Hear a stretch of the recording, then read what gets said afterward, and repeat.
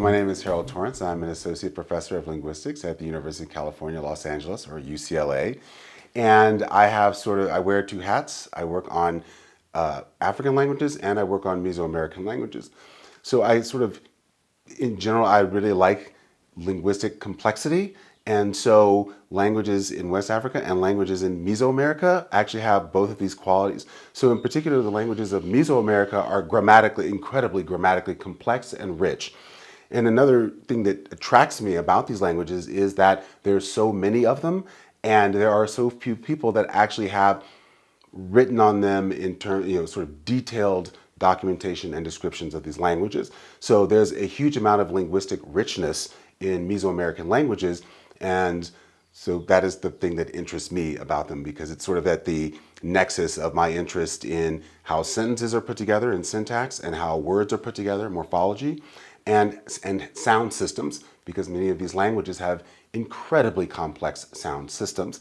So there's just a lot of linguistic richness in. So I think it's more of my interest in puzzles. So I like different kinds of puzzles and trying to solve them. So I think that's probably true for most linguists. That language is an incredibly complex puzzle. So it's easy to get interested in many different things.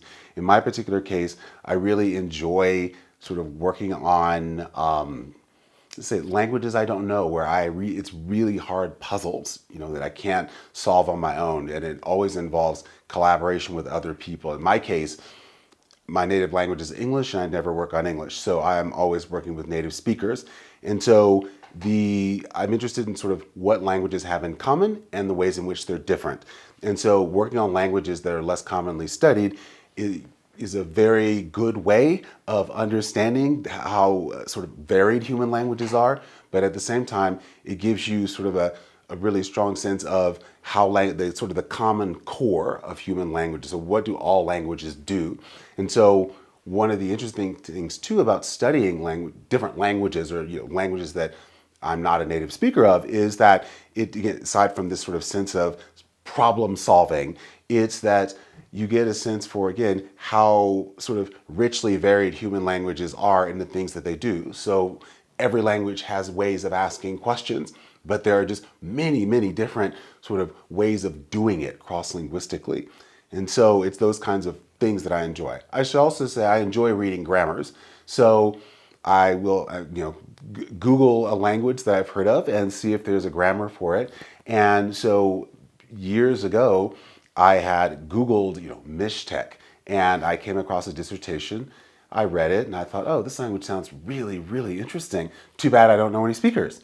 And then years later, it turned out that a student of mine who had taken a field methods class with me, she had finished the year before, and she had contacted me and said, hey, Harold, I'm working at this restaurant in downtown Lawrence, Kansas, and everyone who works in the kitchen is Mishtek. And I think that you should work on this language for your field methods class because it sounds really cool. So I ended up meeting with the people that she worked with, and that's how I kind of got into working on Mesoamerican languages. The current project, I think, is particularly interesting for me because it involves a lot of native speaker linguists. So one of the things that can make it very difficult and makes progress slow in terms of describing and documenting languages is that being a native speaker of a language and having intuitions about the language is enormously helpful. And so, I work on languages, at these languages as a linguist. But if you're a native speaker, you have a lot of intuitions about the kinds of sentences that would be good or bad, or the right way to pronounce a sentence. All these things that come from being a native speaker. So having a group of native speakers who are linguists or linguists in training is extremely valuable, because then these linguists and linguists in training can go back to their native speaker communities and sort of either continue or kickstart the description and documentation of their own native languages. And I think there is something different about when you're sort of documenting and describing your own native language. This is the language that your parents spoke or speak, and your grandparents and your great-grandparents. So there's much more of a personal connection.